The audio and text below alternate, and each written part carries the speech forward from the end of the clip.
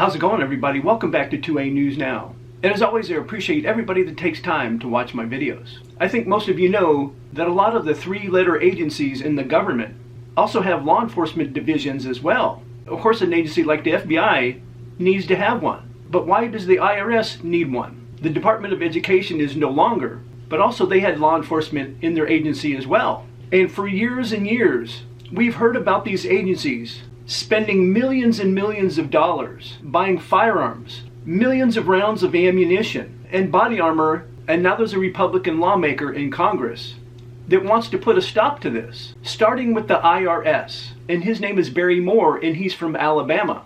And he has introduced a bill called, Why Does the IRS Need Guns Act? There's no need for all of these agencies to be weaponized.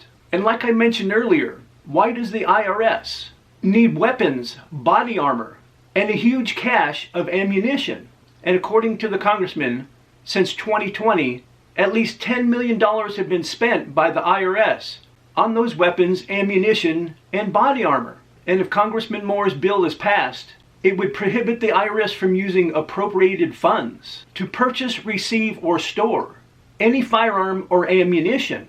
It would require the IRS to transfer to the GSA any firearms or ammunition owned or under the control of the IRS. And within 30 days of the transfer of the ammunition and firearms, GSA must initiate the sale or auction of any firearms to licensed dealers and the auction of any ammo to the general public. Sounds like a great idea to me. Congressman Moore told a local news agency, "We're going to try to force them to get rid of the ammunition and weapons they've bought since 2020. But I think most of you will agree, most of the three-letter agencies don't need these weapons and ammunition. For the longest time, especially during the Biden administration, they did all they could do to take away our Second Amendment rights away from us.